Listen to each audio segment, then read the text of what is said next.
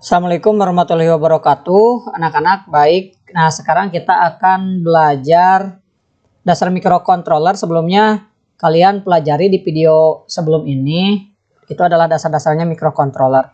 Sekarang setelah belajar dasar microcontroller, kita akan belajar simulasi praktikum. Nah, ini namanya menggunakan skema virtual laboratorium ya, atau lab virtual. Kenapa lab virtual? Karena kan sekarang kita tidak bisa ke lab karena sekolahnya masih BDR, belajar dari rumah, dan karena sedang kondisi pandemi juga, jadi kita akan belajar menggunakan praktikum menggunakan virtual lab.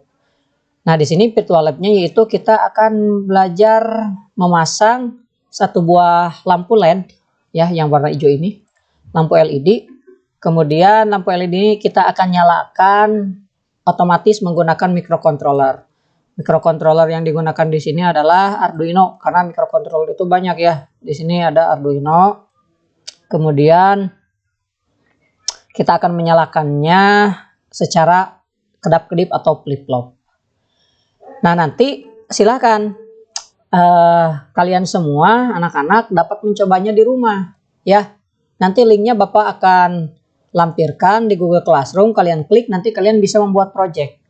Ini Bapak akan coba ya, ini hapus dulu, akan Bapak hapus dulu semua komponennya supaya kalian bisa melihat bagaimana cara membuatnya dari awal. Ini kita hapus, ini LED-nya, resistor hapus, LED hapus, ini juga oke, hapus. Nah, ini awalnya kosong, nanti kalian akan bikin kosong seperti ini. Kemudian pertama masukkan microcontrollernya. Langkah pertama masukkan microcontrollernya Arduino. Mana ya Arduino? Nah, ini yang hijau, Arduino Uno R3. Klik, kemudian pindahkan. Oke, jika sudah, sekarang masukkan breadboard. Breadboard itu adalah papan sirkuit pengganti PCB ya. Kalau PCB kan nanti harus secara permanen dipasangnya, kalau ini bisa dibongkar pasang. Simpan di pinggirnya. Komponen yang kedua adalah resistor. Salah. Resistor kita simpan dulu di luar lah. Misalnya kita simpan dulu. Yang kedua ada LED, simpan juga di luar. Nah, sekarang kita pasang. Pertama, kita pasang LED supaya kita paham di mana akan memasangnya. Lampu LED-nya kita simpan di sini. Kalian harus tahu di breadboard ini jalur yang ada di tengah ini menyambungnya secara vertikal atau berdiri. Jadi baris 12 ini menyambung ya. Kalau yang jaringan atau jalur yang paling pinggir itu menyambungnya secara horizontal. Jadi misal ini minus semuanya ke sini. Berarti ke sampingnya ini nggak nyambung. Kalau yang ini baris yang vertikalnya nyambung, yang horizontalnya nggak nyambung. Artinya ketika Bapak sambungkan misal di baris 15 dan 16, ya ini nggak nyambung. Kalau nyambung nanti, kalau disimpannya nyambung, nanti bisa konslet atau short circuit lah. Nah, sekarang LED ini kita perlu sambungkan ya. Yang pertama supaya paham dulu, kita sambungkan nih yang kakinya pendek, yang kakinya enggak bengkung ya, enggak bengkok, itu sambung ke negatif. Kita sambung ke negatif. Kalian klik saja di sini. Nah, ini misalnya di sini ya, ke negatif, simpan di sini. Yang kakinya panjang ini simpan ke positif. Nah, ini adalah ketika ini dikasih baterai, ini akan nyala si LED-nya. Ya, coba saja kita pakai baterai. Baterainya 1,5 volt.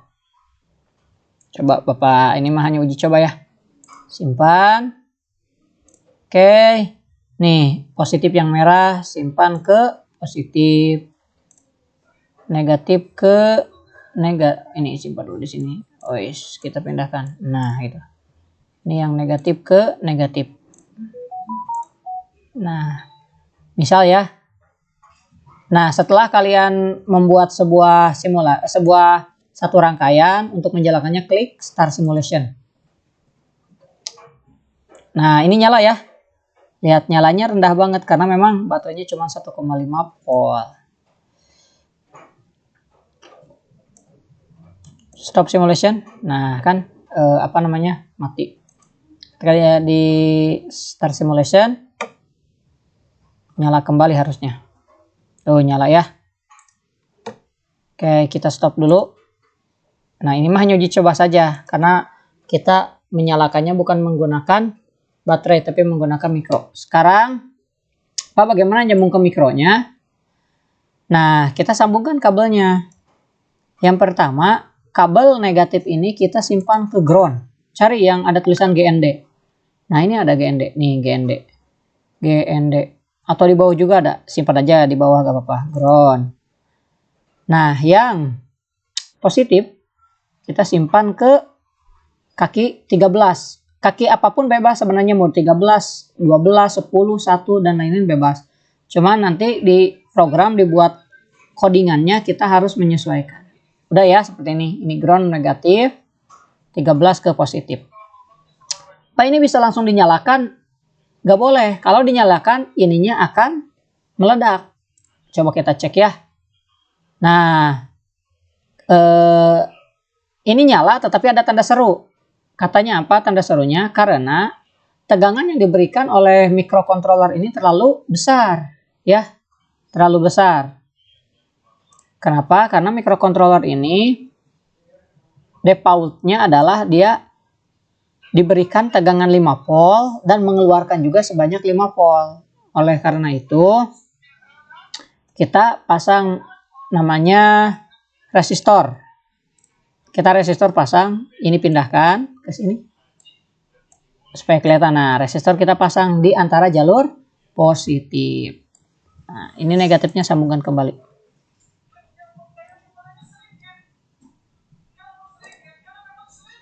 Oke ya. Jadi sekarang ke positifnya sudah ditahan tegangannya oleh resistor. Di sini kita bisa memberikan nilainya ya. Jadi maksudnya dengan praktikum secara virtual ya seperti ini. Kalian gak perlu harus memiliki alat-alatnya, tetapi kalian bisa mempraktikkan seperti sebagaimana mestinya. Nih, misalnya 1 kilo ohm, 1 ohm, ini bisa kita setting angkanya, tinggal disetting aja.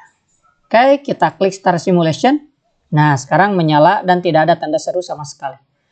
Jadi artinya normal. Ini dikasih sekitar jadi 3 volt ya. Dari awalnya sekitar 5 volt atau 4,5 volt jadi 3 volt dan ini menyala. Nah, ketika kita praktikum menggunakan laboratorium virtual, kita tidak memerlukan alatnya. Arduino ini kan harus beli sekitar harganya mungkin 100 sampai 150 ribu. Breadboard beli, resistor beli. Sebenarnya bukan masalah di harga, tetapi dengan keadaan kita seperti ini yang tidak bisa praktikum secara normal di lab, kita bisa tetap belajar dengan baik. Ya. Nah itu, ini adalah pengenalan tentang virtual lab. Kalian bisa mempraktekannya secara mandiri dan bisa bereksperimen dengan rangkaian-rangkaian yang kalian mau. Karena di sini komponennya banyak. Resistor, LED, push button, kapasitor, baterai, sampai ada sensor yang lain ya, ada DC motor, ada micro servo, ini motor juga, ada sensor fotoresistor, ada ultrasonic dan banyak lagi. Silakan kalian gunakan dan maksimalkan dengan baik. Nah, itu adalah contoh virtual lab. Nanti project ini akan Bapak bagikan di Google Classroom-nya. Silakan kalian klik, kemudian kalian bisa utak-atik dan coba-coba. Oh iya, satu lagi. Microcontroller ini bisa memerintahkan LED ini atau lampu bisa kelap-kelip secara bergantian atau flip-flop, itu bukan tanpa alasan. Itu bisa berjalan yaitu karena diberikan sebuah kode atau coding ya, diberikan kodenya itu nanti disimpan di sebuah microcontroller di sini nih. Microcontroller atau microprosesor, di microprosesor yang ada di sini. Ini microcontroller atau microprosesor sama saja. Yang artinya ini adalah IC, integrated circuit, yang mana kode itu disimpan di dalam sebuah IC ini. IC yang ada 16 kaki ini. Biasanya ini menggunakan Atmega juga ya. Nanti itu pelajarannya sebenarnya lebih lanjut, cuman di sini Bapak hanya ingin memberikan pemahaman bahwa microcontroller itu bisa berjalan dengan baik dengan cara harus diprogram atau ditulis kodenya dan dimasukkan ke dalam IC. Kenapa harus diprogram? Karena si microcontroller ini tidak mengerti perintah apa yang harus dilakukan. Nah, dia itu bisa mengerti itu menggunakan bahasa program atau menggunakan programming ya, programming language, bahasa pemrograman. Dan bahasa yang digunakan untuk Arduino itu adalah bahasa C++, maaf, bahasa C++. Coba kita lihat kodenya. Nah, kodenya adalah seperti ini. Nah, C++ kode ya, point setup. Tuh lihat pin mode 13. Kenapa harus dicolok ke 13? Karena yang Bapak setting pin mode-nya adalah 13. Kemudian output. Kemudian dibikin point loop, dibuat sebuah loop di dalamnya. Digital write artinya dikasih sinyal digital, ditulis di sinyal digital. High itu nilainya 1 atau on. Delay itu adalah waktu tunggu. Waktu tunggunya katanya 1000 milisecond, artinya 1 detik. Kalau sekarang digital write, dikasih lagi di digital write-nya dikasih pin 13-nya jadi low, artinya dinolkan lagi. Kemudian dikasih delay selama 1 detik. Ya, kita bisa rubah aja ini jadi setengah detik jadi 500 ya. Supaya kita bisa melihat flip-flopnya lebih banyak. Nah, ingat ketika kalian mau edit, kalian stop dulu simulationnya supaya editan yang kalian, perubahan yang kalian lakukan bisa tersimpan. Kemudian start simulation. Nah, sekarang lebih cepat tuh. Tek tek tek. Nah, setengah detik ya. Stop simulation, dan itu adalah virtual lab yang kita pelajari dalam namanya belajar pemrograman microcontroller dan microprosesor. Silahkan gunakan, silahkan praktikan di rumah.